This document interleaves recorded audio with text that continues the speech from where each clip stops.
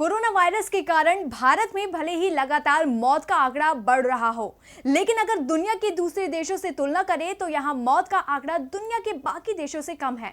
भारत दुनिया की दूसरी सबसे बड़ी आबादी वाला देश है, लेकिन इसके बावजूद आखिर क्या वजह है कि भारत में कोरोना से मौत के मामले कम हैं? इस रिपोर्ट के जरिए समझिए।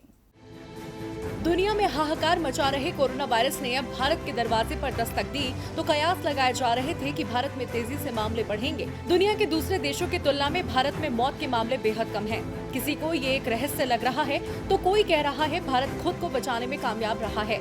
कुछ लोग तो ग्लोबल हॉटस्पॉट की तुलना में प्रमुख भारतीय शहरों में हुई कम मौतों को लेकर सवाल भी खड़े कर रहे हैं।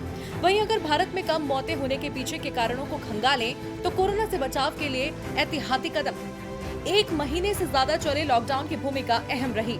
युवा आबादी ज्यादा होने के कारण संक्रमण से मौतें कम हुई, क्योंकि बुजुर्गों में कोरोना से मौत का जोखिम ज्यादा है।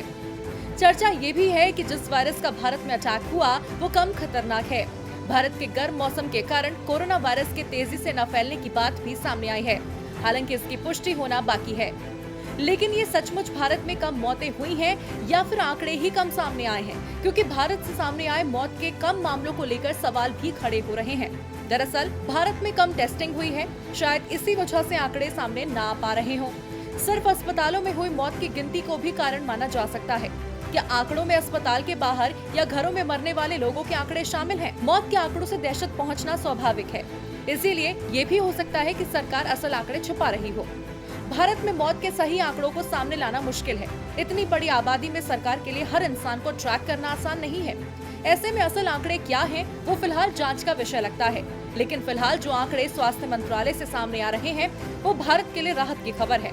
साथ ही सरकार को बड़े पैमाने पर टेस्टिंग करने की जरूरत है, शायद तभी असल तस्वीर सामने आ सके। डीबी लाइव की रिपोर्ट।